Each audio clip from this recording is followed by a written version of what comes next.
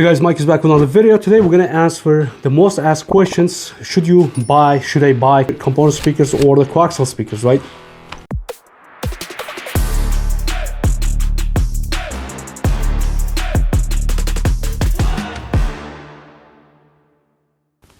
If you're in the market for the speakers, the first thing you have to see it before decide the component or coaxial. I'm going to give you the ways to define the ways, right? You have to look what you have in the vehicle. If you have bass without any upgraded bass sound system that comes with the vehicle, right? Usually they are very weak, so don't even think about the component speakers at all. If you're in the future, you want to upgrade, you want to install any amplifiers or the head units, you want to replace the head units, then maybe you're going to look to the component speakers. Reason why, if you install any component speakers on the base stock head unit, that the sound is not going to be impressive. You're not going to like it, period, right? So coaxial speakers made just a straightforward to replace the garbage speakers to bring up a lot nicer sound, right? And the coaxial speakers also ranges like crazy. I made tons of videos comparing very expensive versus very cheap the speakers, and it's came out very interesting. For example, these are Hyanka. The Amazon is a made in China speakers, but surprisingly they sound really good, and it sounds better in the bass wise. It sounds better than higher the double price of speakers, right? That's why I have on my desk. I did the test, all the stuff.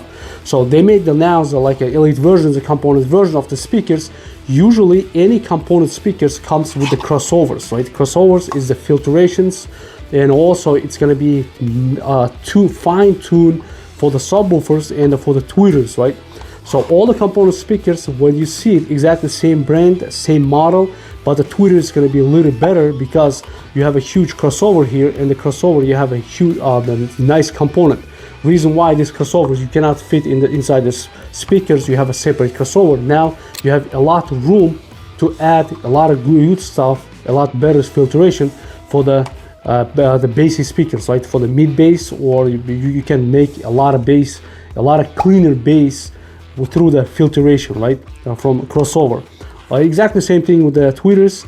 You're gonna get better sound, most tuned signal to the tweeters. That's why component speakers, when you dump a lot of the music, a lot of sound, a lot of power, they will still sound better. So overall, if you don't have a lot of power to push to the component speakers, just to stay away from the component speakers, just to buy the coaxial speakers, replace the speakers, and you're good to go. If in the future you want to install any amplifiers, you're going to do upgrade head units, definitely you can add 20 to 30% the money, and you're going to get the better sound quality from the component speakers, right? So here's just a clarification, exactly same speakers side by side. So here's the deal, any day, all day, component speakers will sound better at the higher power than any coaxial speakers, right? So if you're choosing between the speakers, again, easy to install, a lot of good speakers. You can just swap the speakers and you can get the good sound quality.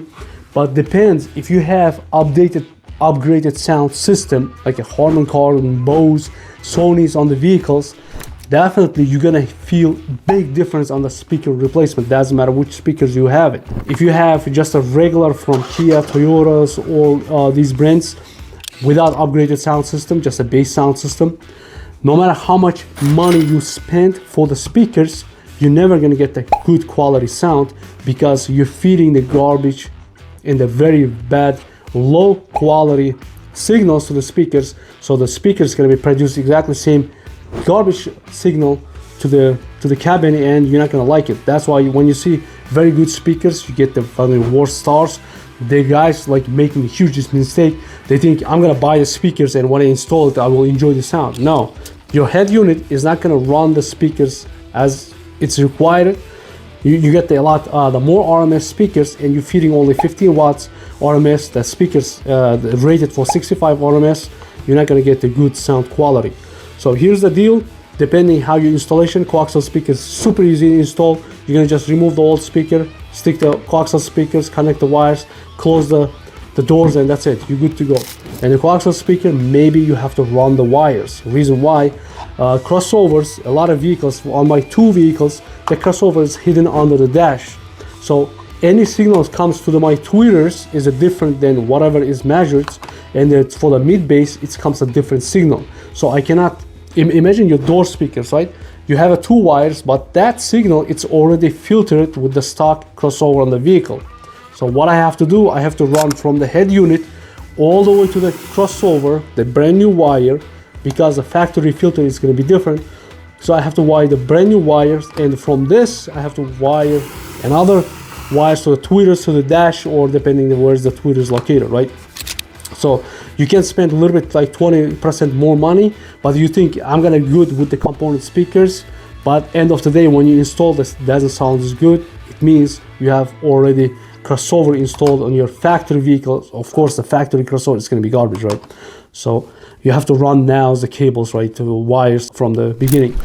Hope this video helps you guys. If you didn't watch my all the other videos, definitely watch it. I made so many videos comparing the speakers between expensive, cheap, and I'll do so much electronics for the vehicles. You can enjoy that videos. Also, if you didn't subscribe to my channel, definitely guys subscribe it. It's gonna help me a lot to grow this microscopic channel, and yeah, we're gonna be growing together, and I'm gonna bring a lot of new videos. Next video it's gonna be what the difference between mid-range and mid-bass speaker. So I'm gonna explain what the difference and which one to buy. I'm out also in the next video, guys.